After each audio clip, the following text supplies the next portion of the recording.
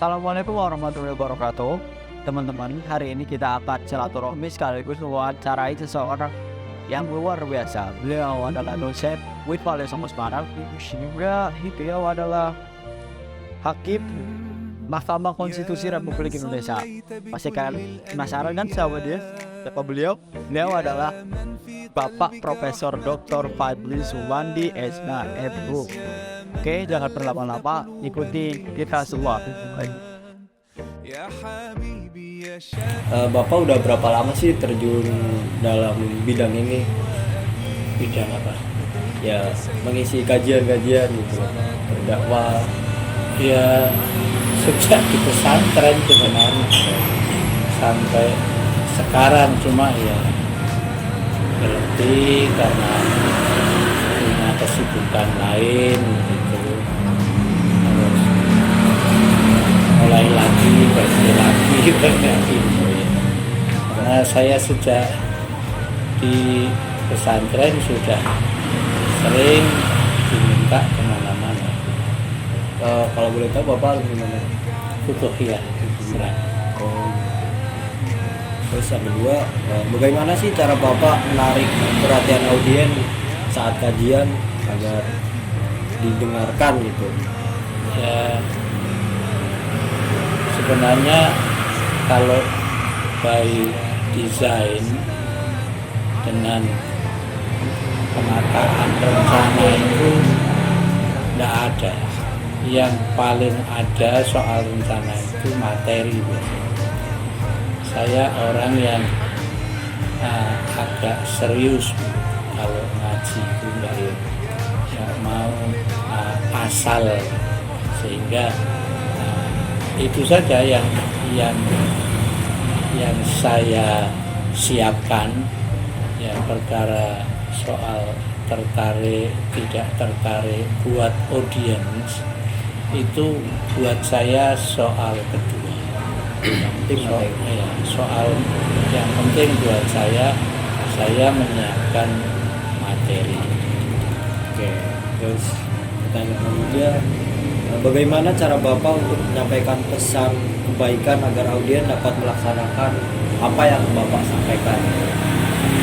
Ya, yang pertama dari materi itu.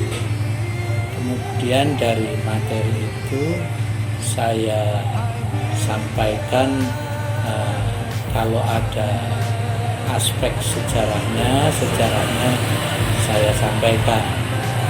Kemudian biasanya kalau itu berupa bacaan zikir atau bacaan doa, biasanya zikir dan doa serta surat-surat di dalam Al-Quran itu ada fadilah-fadilahnya. Nah, itu yang saya explore, yang saya sampaikan. Kemudian juga bagaimana para sahabat menjalankannya, dan bagaimana pula kaitannya dengan keadaan yang berbeda untuk masa kini. Itu lalu saya tarik, biasanya home base saya itu adalah masjid At-Taqwa. Ya, masjid itu kita kelola dengan visi besar yang sebenarnya agak ambisius begitu, tapi ternyata berjalan. Masjid untuk kesejahteraan, itu visi besar. Bagus sekali Pak. Yang selanjutnya, apa sih tantangan yang sering Bapak hadapi ketika membawakan kajian? Ya, kalau dari sisi audiens itu biasa ya, ada. Saya kan yang sejak dulu sampai sekarang itu saya memilih yang waktu yang saya suka itu subuh. Subuh itu kan orang itu pada ngantuk. Nah, oleh karena itu biasanya saya sebelum ngaji itu ngajak mereka berdoa, dan doa itu kita baca bersama-sama, dan doa itu saya membaca dulu, kemudian setelah saya membaca mereka menirukan, setelah mereka menirukan saya lalu mengartikan, setelah saya artikan lalu bagaimana ini diamalkannya, baru saya masuk materi yang rutin. Karena rutin saya kalau hari Senin, Selasa, Rabu itu Asmaul Husna. Jadi penjelasan Asmaul Husna itu basisnya Al-Quran, hadis, dan juga pandangan para ulama. Kalau Kamis, Jumat, Sabtu itu tafsir. Gitu. Kalau boleh tahu doanya apa Pak? Biar teman-teman pada tahu gitu loh. Kontekstual. Misalnya kalau doa yang terkait dengan Asmaul Husna yang terakhir ini adalah Allah Az-Zahir wal Batin. Ya doanya yang itu. Kalau terkait dengan Al-Quran misalnya, doanya yang sampai dengan saat ini adalah doanya Nabi Sulaiman, itu masih belum selesai. Rabbi auzi'ni an ashkura ni'mataka allati an'amta alayya wa ala walidayya wa an a'mala shalihan tardah wa adkhilni bi rahmatika fi ibadikas shalihin. Terus ketika Nabi Sulaiman itu sudah berusia 40 tahun, doanya ditambah, wa aslih li fi dzurriyyati inni tubtu ilaika wa inni minal muslimin. Lalu doa Rasulullah ketika menghadapi banyak kesulitan, misalnya Rabbana ighfir lana dzunubana wa israfana fi amrina wa tsabbit aqdamana wansurna 'alal qaumil kafirin. Nah, yang selanjutnya, kesan apa yang Bapak ingin sampaikan kepada audiens? Ya kontekstual, tidak selalu misalnya sering saya ceritakan ini keluarga Rasulullah ketika menghadapi soal yang berat macam apa, dibaca doa ini untuk memperkuat komitmennya. Wasabbit aqdamana itu sesungguhnya teguhkanlah telapak kaki kami, itu maksudnya itu supaya berdirinya itu tegak, kokoh. Itu melambangkan sikap lahir dan batin yang kuat. Dan yang namanya ancaman dari orang kafir itu tidak hanya di dalam peperangan, saya bilang. Itu yang saya sampaikan. Jangan pernah kita punya anggapan bahwa ketika keadaan itu seperti sekarang itu nggak ada perang, nggak ada Rasulullah, gitu ya. Itu jangan dibilang nggak ada ancaman dari orang-orang kafir. Orang kafir selalu dengan kekafirannya itu sangat-sangat senang sekali kalau kita ini kembali seperti mereka. Gitu. Itu termasuk tantangan kita itu misalnya. Nah, yang terakhir nih Pak, Ya, Bapak kan sudah lama gitu terjun di bidang kajian ini, berdakwah. ya. Kira-kira apa sih yang perlu diperbaiki ke depannya agar kajian agama ini lebih menarik gitu, berkembang? Ya begini, audiens itu heterogen. dari segi pendidikan, dari segi usia, dari segi kecerdasan. Sehingga saya harus menarik garis tengah, itu yang tantangan saya. Kalau saya agak seperti di dunia akademik atau katakan SMA ke atas, yang ini nggak nyambung. Kalau saya terlalu turun, yang ini bosan.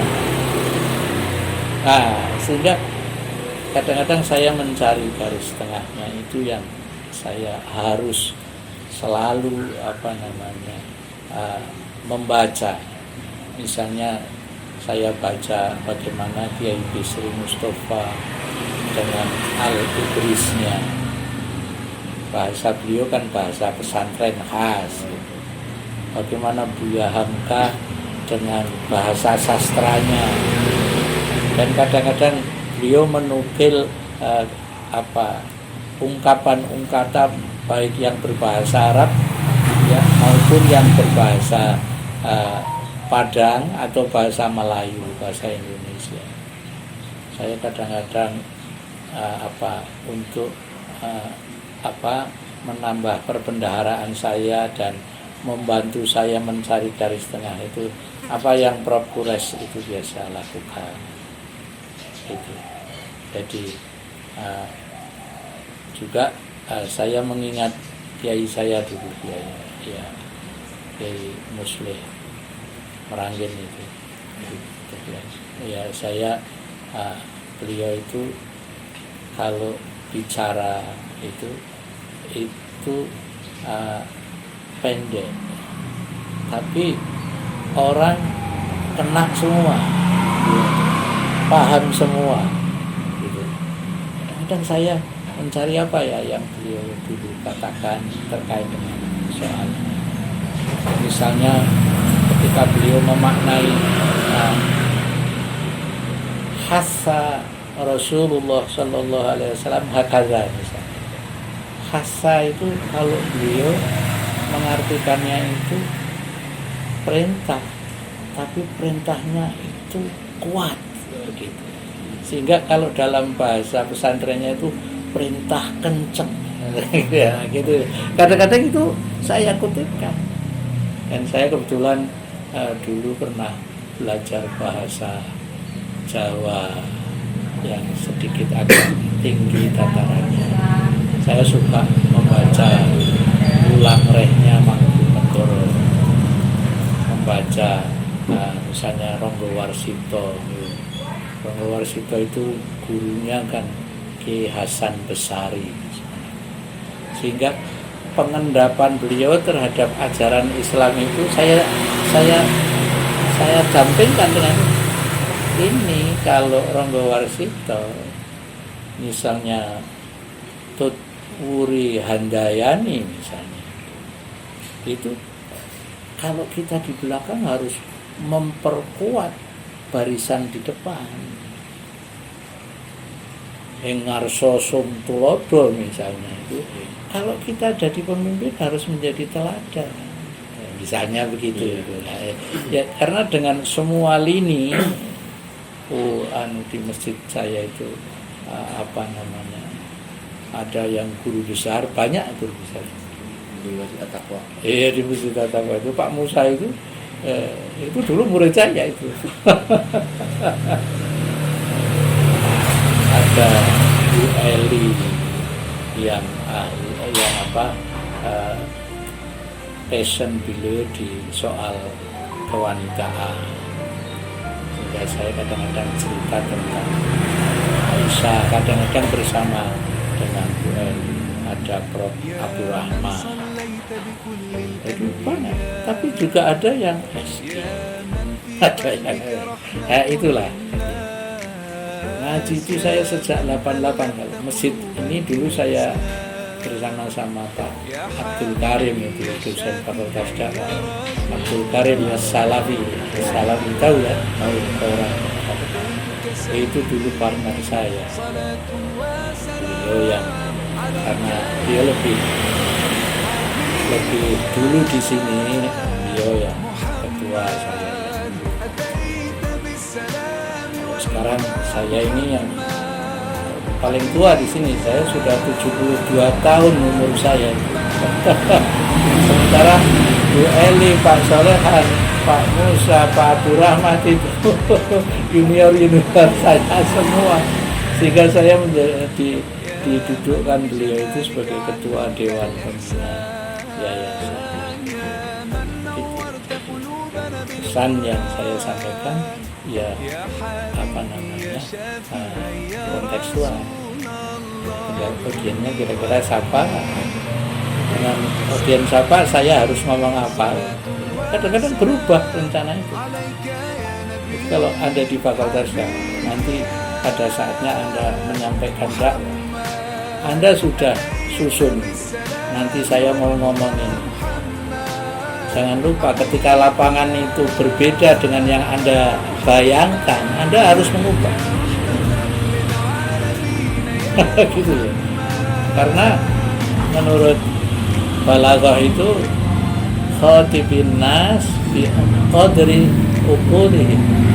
Bicaralah kepada orang sesuai kadar rasionalitas.